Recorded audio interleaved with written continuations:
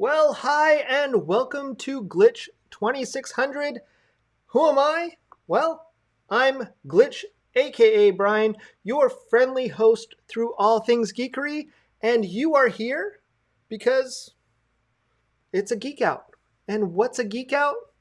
Well, a Geek Out is where we do our live Q&A for all those things geekery. So if you have a tech question, you have a computer, mobile device, photography, videography, any of those types of questions, live streaming, you can ask those questions live. I will see them. Just post a Q in front, and then I'll answer them live on the air. Otherwise, I've had lots of people submit questions also through our page, which if you're curious, you can always jump over and follow us on Facebook, Instagram, Clubhouse, all those using that at Glitch2600. Otherwise, you can also follow us on YouTube using that handy dandy link right there. And well, down there and over there.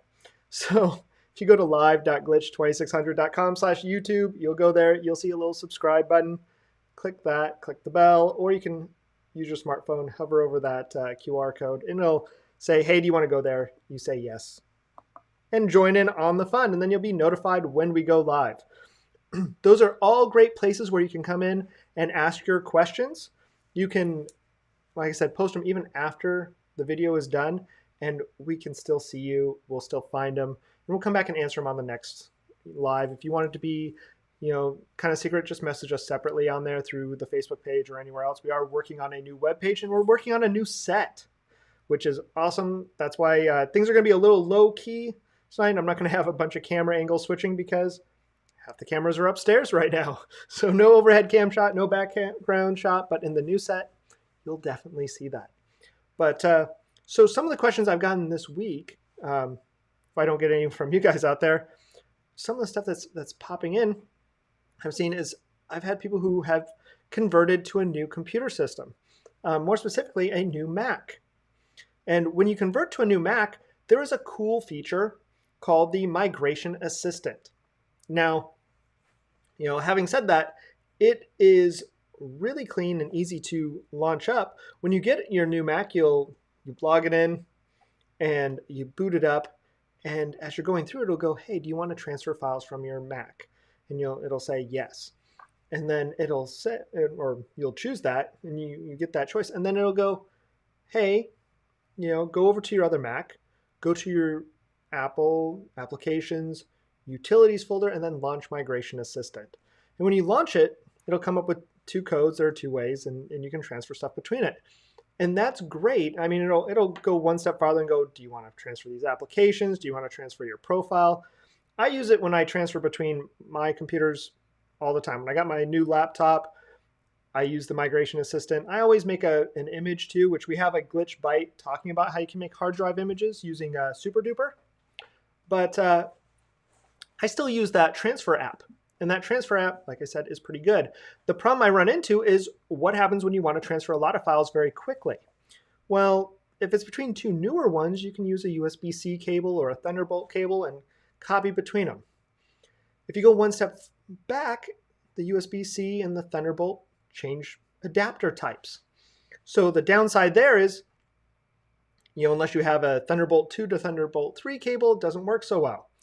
You can go USB to USB if you have the right cable, that's both sides, using something called target disk or using this. But the problem is speed. You're only copying at sometimes at only 480 megabits per second if it's USB 2. If it's USB-C, you can get it up to 5 and 10 gigabits, and that would be the preferred way if you have a USB-C to USB-C.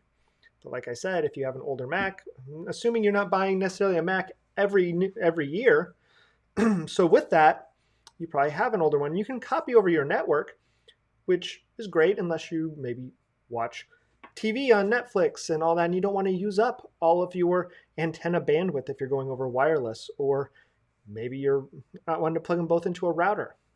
Well, a little trick that most people don't always know is Macs have something called auto crossover. So a lot of times those cables, as they're wired when it's Ethernet, it's made to send and receive and go one direction. And old switches will have ports that will flip for you. They'll flip the send and receive automatically, so you're not essentially talking into someone who can't hear and just listening for someone who can't talk. So it flips that so that the voice goes to the ear and ear, to voice. But that's called auto switching, technology. Macs have that built in. So without a hub, without a switch, without a router, you can take one Ethernet cord and plug from one side to the other, one Mac into the other directly, no hub or switch in between, and Migration Assistant will work. And why is that important? Well, if both Macs are capable of gigabit speed, that means you're copying at 1 gigabit per second, not gigabyte. Everyone thinks that when they talk about their internet speeds, those are gigabits, 8 bits to a byte. You can do the math there. But you can go at 1 gigabit per second. And that can mean if you had, let's say, 170, 150 gigabytes of data to copy, that could be maybe about 30 minutes, 30, 40, depending on it. It'll tell you during it. It'll hop around. It's just like the old Microsoft days when you would upload or try to upgrade to Windows 98 or 95, and it'll take you 27 days. I mean 1 hour. I mean 5 minutes, maybe 3 weeks. It'll hop all around. The Mac one still does that a little bit depending on how many files and data you have.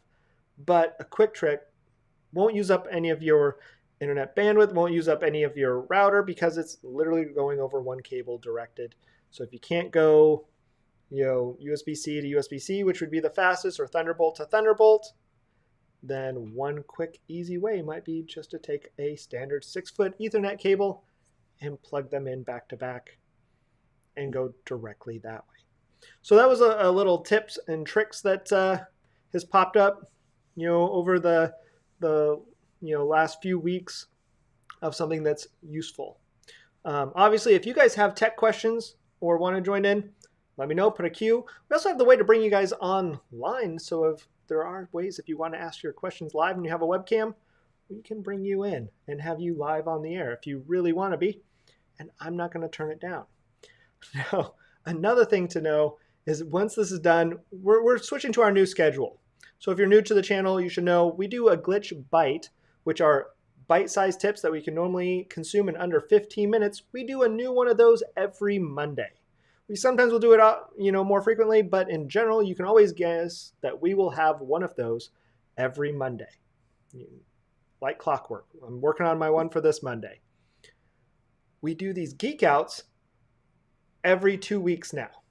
Oh, hey. I'm going to pop in. Hey, Rob. Glad to see you here.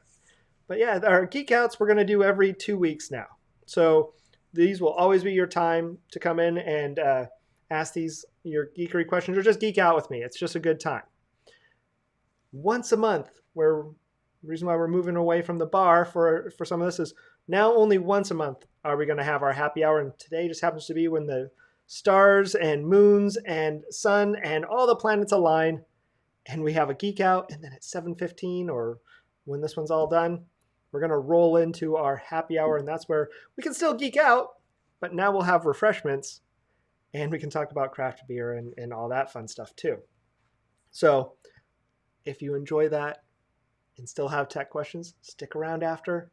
We'll end this stream. You'll see a new one pop up, just so we can keep them straight. The other thing is if you are enjoying the tips, tricks, and all that, keep in mind we do the whole buy me a coffee. We use that link down there. You can buy me a coffee, buy me a glitch buy, whichever one. You support and like the channel, like the tips, feel free. I agree, Rob. Oh, I got to move where that link is. Geeking out is good. It's always good. I'm going to fix my little out thing now. I'm just going to move that if I can. No, I can't in this version. I'm just going to have to move where I put my people. Move it down a level. I'll figure it out. It's a new link, new tip, so I'll have to just mess with it later. I know the next version of Ecamm I can move overlays off of the screen, so that's nice because that's a widget I get from Buy Me a Coffee, which you can find the links in our description. But yeah, I agree, always good. But remember, if you have those tech questions, those geekery questions, just put a Q and hit send. Otherwise, like I said, we can bring you on live if you really want to chat with me face to face and have a webcam and have Google Chrome, so let me know and I can bring you live on there, and I'm happy to talk with you that way too. I also still work on a way to call in. Also, along with, I'm going to be trading out mics, I think, here soon. So if you guys caught some old ones, you'll notice that I've become a fan of, for the podcast, of using the Zoom Live Track L8. And so with the L8, I can do some cool stuff with something called Clubhouse and a few other ones where I can go out and mix minus over my phone and talk to them directly. It's much like a Rodecaster Pro, but made a little bit more for music. So instead of having 4 inputs, I have 6. And then actually, technically, I have 8 because of the other 2 channels and USB, and then I can go out over monitor. Maybe I'll show a cool video in the next couple weeks because I bought a cable so I could turn this into a karaoke machine for the kids. So using a fun little monitor cable to sound, going to the surround sound deck and going out there. But in the next week or so, possibly the next Glitch Bite, I haven't decided yet, we'll be doing a comparison of the Blue Yeti Blackout with the MXL 770. Kind of a comparison on what the sound. These are both condenser mics, so at some point I'd like to grab a nice dynamic mic. I had one in the past, but a nice dynamic mic to show you guys the differences there. So those of you who like live streaming can see how that works. I like my condensers, but at the same time, there are definitely times when you need dynamic mics. Condensers require a little bit more power. It's something called phantom power. But that's me, aka geeking out on all those types of fun things. But I'm gonna close that window there. But no, what are you guys doing tonight? You guys have any of those tech questions? Because if you do, again, post them. Love to hear. Otherwise, I'm going to come up with more stuff. I've been talking with people about the Stream Deck. So the Stream Deck is a little device I use. I can bring it around. That allows me to push buttons and drive the show. And these can change. So if I click on this one, I can switch to a different profile and a different menu system. And then and then I can put folders and all sorts of stuff. One thing I've become a big fan, I'm going to butcher her last name, Kat Mulvihill. Mulvihill? Yes, I believe that's, she did a great talk on using profiles. And for some reason, I've had my Stream Deck, used to use the app, which only had 15 buttons, even on the iPad. So I have the big iPad Pro, and it still only has 15 buttons. But I moved to this one a while back and enjoy it, and I'm the type that likes to have buttons upon buttons upon buttons. I mean, I have too many things.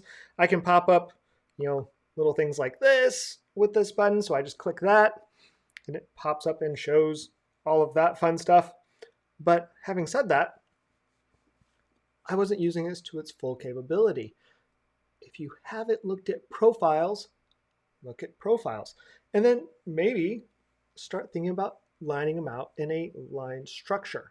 So what I do is I make a default one now, which has all my apps.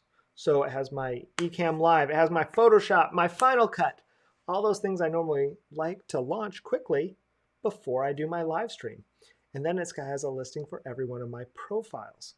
So under there, I have my Glitch 2600. I do some stuff for a group called Wine Style. So they have their own layout that has their own scenes and all that. And then I have one for Zoom for when I'm on Zoom calls. The nice thing is, as I go to each of those, I can then, instead of linking back and having to go, oh, hey, change my buttons back to Glitch, have a button for that, have a button for Wine Styles or Boozy Banter, or for Zoom, I can have one that takes me back to the default screen, which is where I have all my other channels. It might be easier just to show you guys. If I did a configure, and we'll use this handy dandy button to launch up my NDI here. And let's see here. I know it's on there. Maybe my whole desktop. We'll give it a shot. Let's see what it does. So we'll switch over to this. Actually, we'll go over to the second screen. Maybe, nope, it does not like that. It's going to go huge. That's all right. So we've got the NDI up. You guys get to see me do some live work on this one. I'm going to give it a shot and see what happens here. So we'll switch over to this and add a little camera.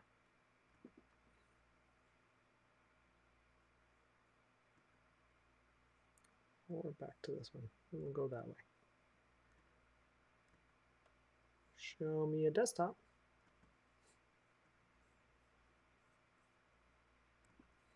Or not. This is what happens when you do stuff live.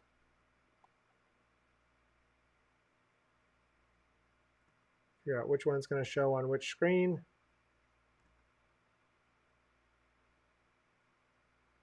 I feel like there's a better way than that.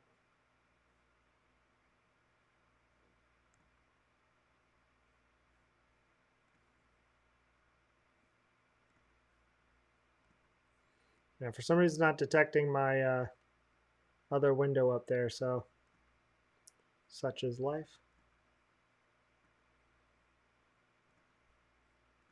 That's right, we can switch to another view.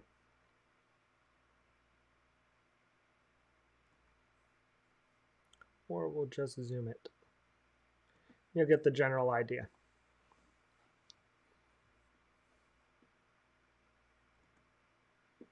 So you'll see it, and at least you get the idea. So by having a profile here, figure out how to fix that later. So this is my Stream Deck software.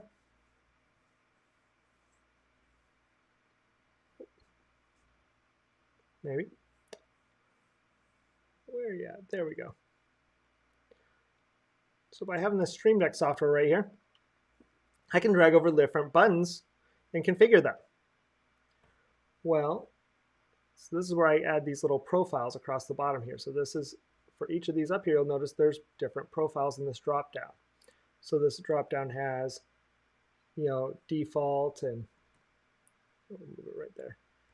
Has default, wine styles, zoom, all those. And that's what I programmed down here. So by going to each button, so if I switch over to my glitch one, you'll notice I can go back quickly to get to the default. I don't have to put one of those on each of these scenes whenever I want it. I can just switch right back to the main one where I have all my apps, my loopback, and a few other ones. I can switch to my zoom interface, then go back to default.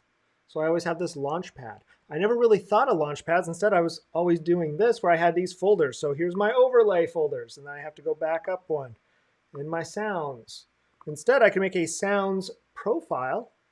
So this is something I'm coming back through and redesigning, which I found to be kind of neat. And something a little different that I'm trying to do with my Stream Deck, which is just again, something I'm kind of messing with. I don't know why that doesn't serve out that way. I have to mess with NDI a little bit more for that. Since it should be able to grab a monitor. Me trying a new monitor setup over here, so you have to bear with me as I troubleshoot through. But again, if you are new here, I'd rather say hi so we know who you are and what you're doing here. And or not what you're doing here, just to welcome you to the stream. I know a bunch of people are over in the Let's Get Live group on Facebook. That's where a lot of streamers sometimes hang out, and it's ladies' night over there. So a lot of my friends might be over there checking that out. But we had some more tech questions, so let me go through and see which other ones I had submitted. Because this week, take that back, there was a good one that came through. And one of them was about the Canon and what type of HDMI cable to connect on those. Well, a lot of Canons have something called, there's mini HDMI and there's micro HDMI. So micro, so your normal HDMI cables are what you normally connect your TV to your Blu-ray player, your TV to your Nintendo Switch, or anything like that. Those are those normal full-size HDMI ports. You've seen them, pretty much have to deal with them nowadays. Well, my Sony that I use uses something called a micro HDMI, as does my GoPro. And those use a very, very tiny connector. Well, somewhere in the middle is something called a mini HDMI. Mini HDMI is what I use, have them in a box, and some of them, it's almost the size of a normal HDMI, just slightly smaller. That's how you can tell. The micro looks like a little square.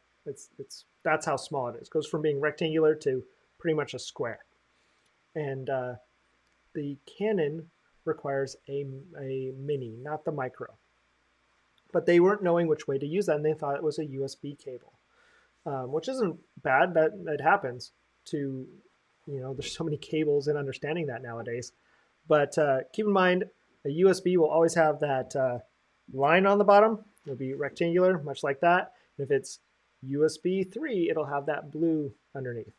But when connecting something like that to Ecamm, Ecamm is a really cool software where you can record your videos and do live streaming and all this fun stuff.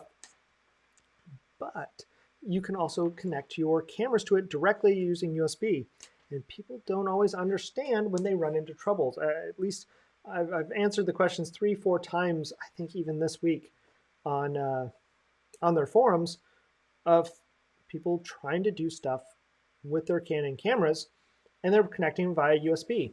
Now, it's great that Ecamm has this functionality, but I almost wish it didn't, because it's good in a pinch and it gets you set up, but people don't realize resolutions and how things work with it. So when you connect over USB, Canon won't let you go above 720. And that's how many pixels you can get actually vertical.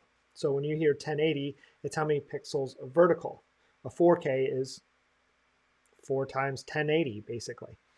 But a 1080 display is considered HD. So is 720. It's still considered HD, but you can tell more pixels up means more, depth into it, more detail that you can see. At best, over USB, you'll be able to get 720. Where when you use a capture card or using the HDMI out, you'll normally get at least 1080. I don't actually think even some of the Canon models over USB, I don't even know if they get 720. So if you're having trouble and you want that best quality, grab a capture card, ditch the USB, and go out over HDMI. The only thing you have to do is find something called clean HDMI, which was another question people posted up, was what is clean HDMI? Well, that's pretty simple. So, when you look on the back of your camera, imagine this screen is the back of your camera. If I were to, go like this and go F1, I'm going to type it up here. Come on, type. Maybe.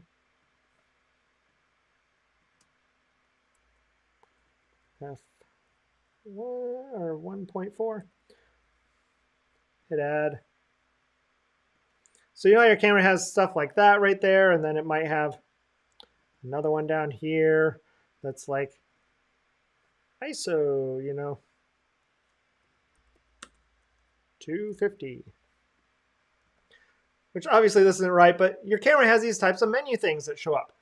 Well, that's opposite of clean HDMI. So when you plug something in, you don't want your video coming in when it's plugged in over HDMI.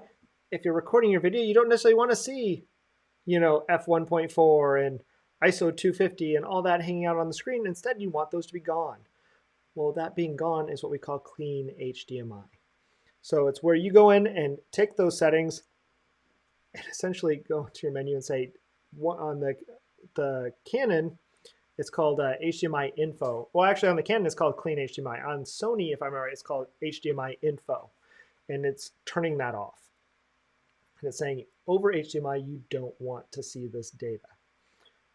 When you do that, it'll cause it to come in fully clean. It's as if you wanted to hook it up to a TV and view it directly, which is what you want for your live streaming or your recording capabilities. Otherwise, you will see those menus, and those menus can be really cool if I'm doing a photography tutorial. If I'm doing a photography tutorial, maybe I do want to show you, my settings and all of those things at that time. But for a lot of stuff like this, you don't necessarily need to see that I'm shooting at, f3.2 and 1/125th of a second at ISO 160. You don't need all that info up here and around the screen. So that's the difference between clean HDMI and non-clean HDMI. That's what those are. And so that's a question that came up this week and was submitted. And there's your answer. You know, there's no wrong answers. There's no bad answers or bad answers. There's bad answers. I can give you a bad answer, I guess, but there's no bad questions. Clear that out there.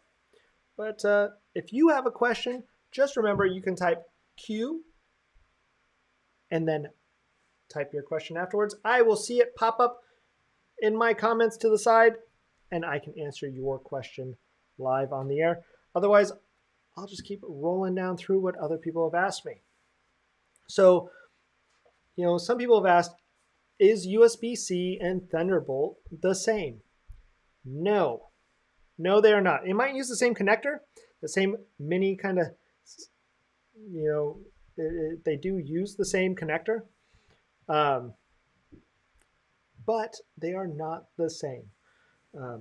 They're only the same in that you can turn the plug over both ways, and you can essentially almost use the same cable. You can use a USB-C cable to plug into Thunderbolt. Thunderbolt does use a higher gauge cable because it handles more data. So USB-C can go up to, if I remember right, 10 gigabits per second. A Thunderbolt, especially Thunderbolt 3, so I should clarify that. A Thunderbolt 2 will have a completely different cable. It's more square. A Thunderbolt 3 is the same as a USB-C, which you see on some of the new Androids. I wish the iPhone did, but it's what we have on the iPads now. It's what all the new Macs use. You know, PCs have it. It's basically the more universal connector. But a Thunderbolt, while it uses that, can use a higher cable. Still looks like a USB-C, but it can operate at 40 gigabits per second because it's a different chip inside. It can handle it, the USB-C stuff, because it downgrades, but it's still licensed by Intel, because both of them are, but it has a different set of pathways and a different chip on the inside, which has to be licensed to go. So that's why you see a certain number of ports. You don't see a ton of USB. You might see USB-C ports, but you don't see a ton of Thunderbolt 3 ports on Macs normally because it would up the price because there's a licensing cost. There's a reason why you don't see a lot of PCs necessarily with Thunderbolts and Thunderbolt 3 in them, because they have to pay more money, where most people are going to be fine. But if you were copying to a hard drive, let's say you had an SSD hard drive and you want the highest speed, you can get a USB-C. You can connect a hard drive USB-C even to the latest Macs. At best, you're going to get 10 gigabits per second. If you go through a USB-C hub, that means the highest you can ever get is 10 gigabits per second. Where if you have Thunderbolt, you can get a Thunderbolt hub. Yes, that will cost more. It'll go from $99 normally up to around $200, $250. But when you get a Thunderbolt hub, that means some of the ports on that hub are 40 gigabits per second. So if you have a Thunderbolt hard drive, it means it's capable of going up to 40 gigabits per second, which means you're bottlenecking at the speed of the SSD at that point if it's Thunderbolt compatible. Even if it's not Thunderbolt compatible, taking a SSD that can operate at 10 gigabits per second, plugging it into a Thunderbolt part means you're going to get the full 10 gigabits if it's capable. So having a dock that can handle that means at any given time, if you have a Thunderbolt dock, if you have multiple USB-C devices on there and they can all operate at 10 gigabits per second, then why not have that uplink capable of going at 40 so it can handle multiple at the same time? So something to think on why you might want to pay the price difference. Don't get me wrong, my little dongle I have over here, I use it for my iPad. That one's just a USB-C because my iPad is just USB-C. It's the same connector. Will I be trading out to a Thunderbolt dock? Yes. And once I have my other setup, it makes perfect sense for me to dock that way and have multiple connections all running at 40 gigabits. My old Mac didn't require that because it didn't have Thunderbolt 3. It had Thunderbolt 2. So I had Thunderbolt hard drives that plugged in directly. I've changed my setup. So if you have that, if you're new to that, if you're investing in new Macs, mind docks are great. If you're going to do anything with a lot of hard drive, if you're going to do a lot of video work, check out those Thunderbolt docks. They will get you the most out of your hard drives. And if you're doing video work, you know hard drives are key and speed is king. And especially if you're rendering not to your local hard drive, which I don't recommend you doing. Yes, the built-in hard drive can be super fast, but there's a finite read and write, and eventually those fill. But we're all, susceptible to that. We all fall into that. I, from time to time, write to mine. That's where my chain is. So that's my little caveat there for answering the question that came in on, is Thunderbolt the same as USB-C, or Thunderbolt 3 the same as USB-C? And that's my answer of no. And why? If you can, go to the Thunderbolt C. Obviously, the best thing to use is the thing, or the best thing to have is the thing you use. So, if you have to use USB-C, if that's the best hard drive you can get for an external hard drive, it's better than not having any external hard drive at all. If you go to our Glitch Bytes playlist on our YouTube channel, then you'll see we have a good talk about using Backblaze for backing up your data too. So you can always use a kind of cheaper external hard drive and then have that peace of mind that it's off-site, which I always like to make sure people know and think about, nowadays. But that was that question. And like I said, we get these types of questions all the time. It's not uncommon, There's a million cables out there. I'm glad that we're starting to standardize on USB-C for the most part. I really hope the next set of iPhones, I didn't upgrade to the newest iPhone only because it didn't have USB-C.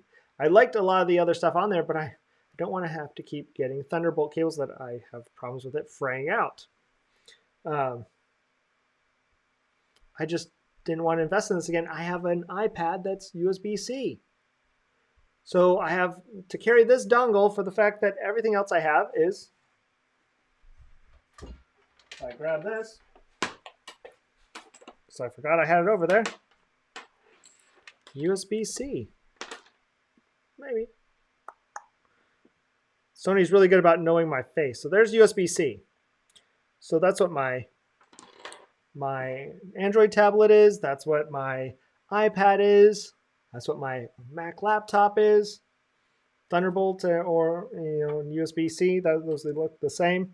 Only thing that isn't is my AirPods and my iPhone. Drives me crazy. Don't get me wrong. Lightning was great at the time that you could turn it over. There is a funny story about that. Why it's that way compared to the old 30-pin connector. Everyone got really angry when Apple went away from it for this. And then they realized, you know how many drunk people there are that used to plug their phone in upside down and it didn't charge or would try to? So the nice thing about this cable is you can plug it in either way, just like you can with USB-C. You can turn this over either way and it'll still work. So to me, that's good to know, good to have. But what about you guys? Do you guys have questions out there? Do you have tech burning geekery questions, photography, videography, mobile devices? Because we can talk about it all. Otherwise, I'll just keep firing through and keep coming up with more stuff and talking halfway to myself if I have to. I mean, I'm the first and oldest of my family, so I entertained myself for years before I had another sibling. And even then, I didn't mind sometimes kicking them out. I love my siblings, but there's a nicety of having time to yourself.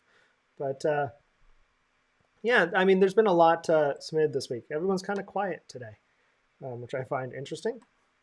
Hopefully, we will post up the next Geek Out. You'll be able to see that ahead of time. So you'll be able to submit questions ahead of time if you'd like. We'll plan out the next one, so there'll be more of a warning. I wanted to get something in for the year to get more consistent on this channel so that you would know that when I go live, that you can bank that there'll be a Geek Out if you want to submit those questions every 2 weeks. And I hope you guys really like those glitch bites. Obviously, those glitch bites are just the bits of a Geek Out into smaller chunks that you can cover really quick. Me having a few other ones, we've been joking around about a megabyte. I might be working on a t-shirt, set of designs that I have for you guys that, who knows, a couple viewers might win here and there, because I like to give stuff away when I can. And keep that in mind. Any vendors out there, Blue Road, any of you guys, if you give stuff away, Ecamm, let me know. I'm happy to give those. If you guys want to sponsor, I'll give some of your stuff away. But no, I've been enjoying this, and I just wanted to get something out live before the end of the month to keep that going forward and better for this month. Onward and upward. But yeah, we'll be talking, like I said, about the MXL 770 and a couple other things going into this this next year and this next month, which is going to go by quick. I mean, just forget February is a shorter month. Came up in my work. That was something.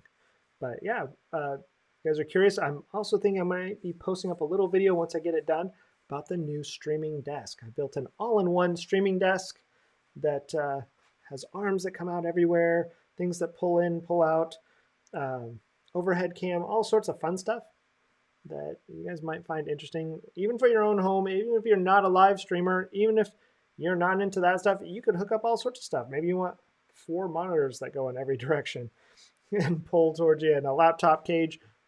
Well, you still might find it interesting and to see. And for the live streamers out there, I'm doing this in a really small room, so if you're curious what you can do with a small space, which was the other, that's a good question that came up just today. How do you make your space seem bigger?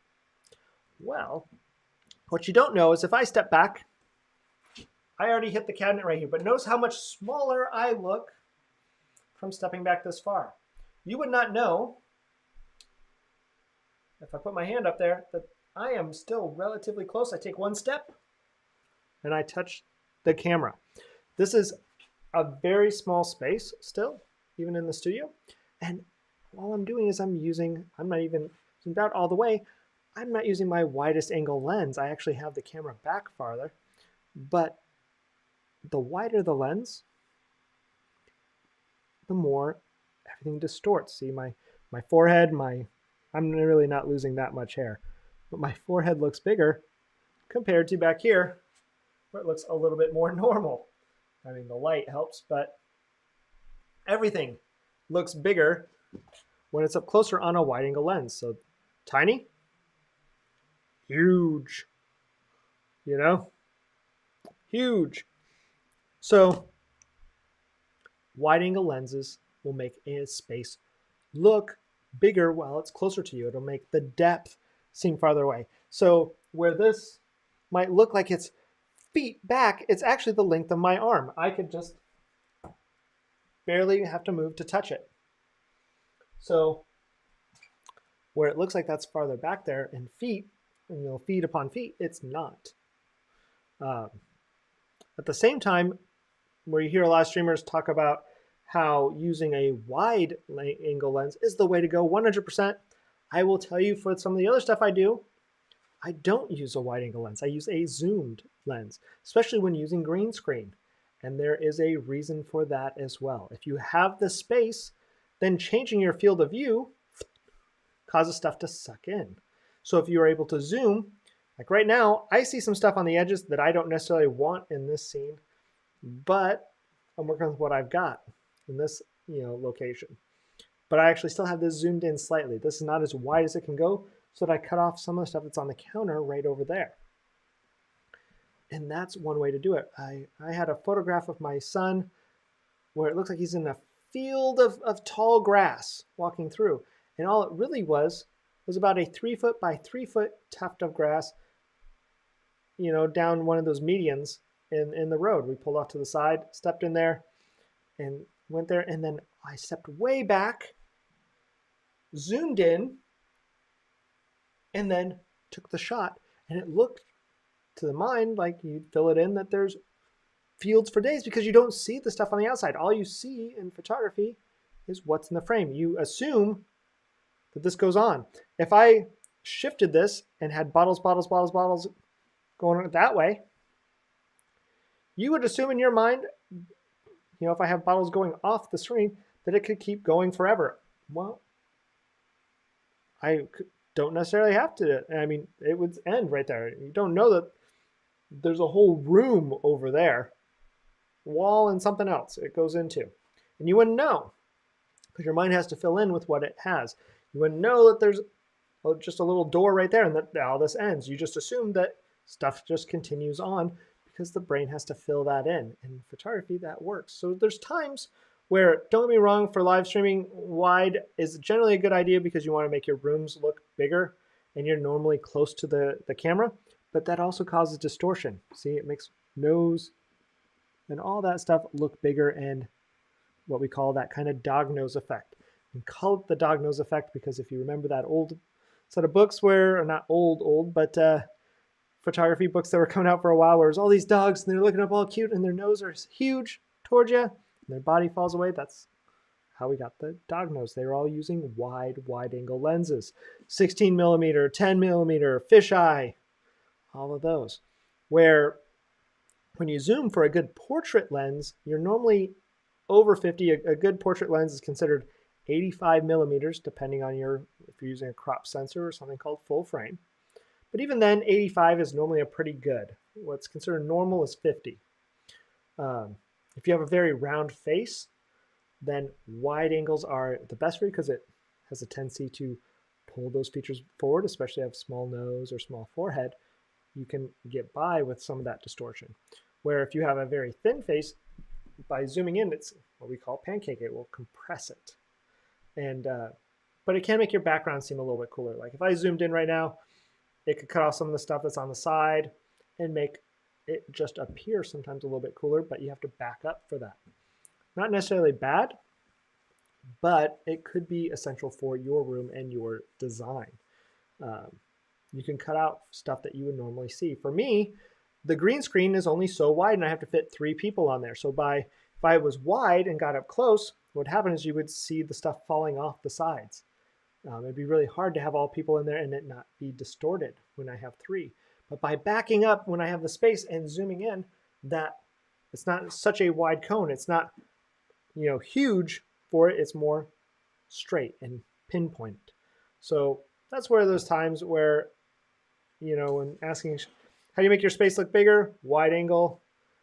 But you can also make it look bigger. Well, not necessarily bigger. You can make your scene look bigger. So if you want to make your space look bigger, use wide angle. If you want to make your scene sometimes appear bigger and you have the space, then leave some to imagination and zoom it and back up a little bit. So that's one way. And there's times, especially with the green screen, I find that zoom works a little bit better because with that, you can cut off those edges and give you a little bit more, not necessarily play, because you won't be able to play side to side quite as much, but you don't have to cover as much to make it that uniform green. But that's one of my last things for that. Really, again, if you guys have questions, you can always post a queue and put those questions on. Even if it's after, if you're catching this on the replay, you can still post your questions live or post them non-live. I'll see them and I will answer them live on the next one and tag you through. Don't forget, you can come on over and follow us on YouTube. You can also, Facebook. You can also find us on YouTube using that link below. Of course, always would love for you to like and subscribe, or subscribe and like, ring the bell, whichever one you're on. And if you like, you can always support the show with the Buy Me a Coffee. We'll be posting up some stuff there too. So if you want that one-on-one help and you don't want to wait for a Geek Out, we will be posting up some stuff there where you can book that through, and maybe some workshops in the future. If you need help setting up your scenes or help with technology for business, we'll be having some stuff there that we'll be adding. But otherwise, I'm going to take a small break to get my voice together and a few things together to get ready for the happy hour. So I hope you join me back. It'll be in about 20-25 minutes. We're going to spin this back up and go enjoy some craft beer. So if you get those tech questions in the meantime, come back, use the YouTube link. You'll see the happy hour link, and we'll see you then. All right. See you soon. Bye.